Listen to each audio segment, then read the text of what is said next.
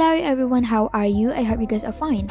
My name is Kusuma Ningsih. And my name is Restiana Ayuwardani. Yeah, today we're both gonna present about what we've got in sit in class through this note taking. So I'll go first. It is about high and low context culture. Firstly, what is high context culture? They are the rules of communication that primarily transmitted through the use of contextual elements such as body language, person status, and tone of voice.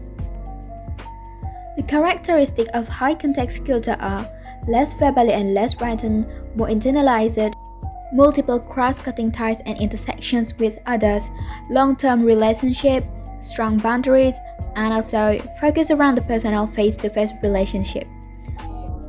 For example, like when you have a party with friends or family gathering. There are some countries with high context culture such as Japan, Italy, Saudi Arabia, Brazil, Spanish, and China.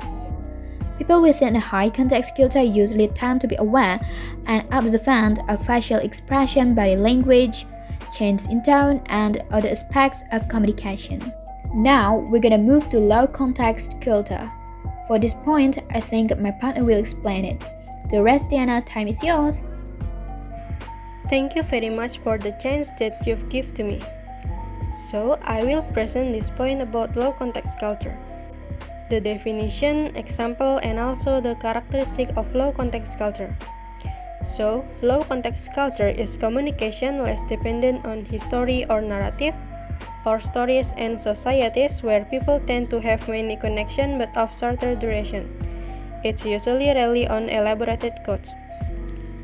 Just like high context culture, low context culture also has several characteristics that describe it. The characteristics are rule-oriented, more knowledge is accessible, sequencing or separation, more connection of shorter duration, knowledge is more often transferable, and task-centered. And the example of low context culture are cinema, TV, comics, certain from theater. People within low context culture see their relationship much looser and the lines between network of people are more flexibly drawn.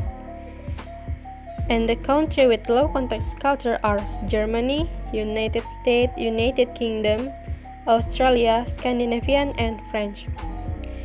And then, where is the difference between high context culture and low context culture?